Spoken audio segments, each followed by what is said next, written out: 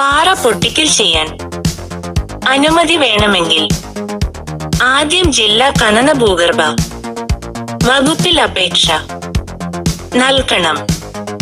അപേക്ഷയോടൊപ്പം ഭൂമിയുടെ ഉടമസ്ഥതാ രേഖയും സ്ഥലം മാപ്പും ചേർക്കണം.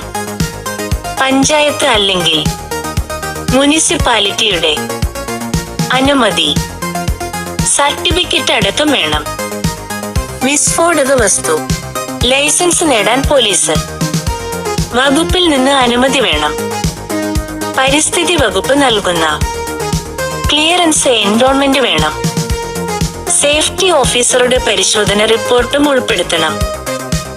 എല്ലാം പാസ്സായാൽ ഖനന വകുപ്പ് പാറ പൊട്ടിക്കൽ ലൈസൻസ് നൽകും. നല്ലവരായ പ്രേക്ഷകർ പിന്തുടരുകയും ലൈക്ക്, ഷെയർ, സബ്സ്ക്രൈബ് ചെയ്യുകയും ചെയ്താൽ ചാനലിന്റെ വളർച്ച നിങ്ങളുടെ ജീവിതത്തിൽ മറ്റുള്ളവരുടെ കാരുണ്യത്തിനായി ചെയ്യുന്ന ഒരു നന്മയായിരിക്കും. വലിയ മാറ്റങ്ങൾ സൃഷ്ടിക്കും. മറക്കരുത്.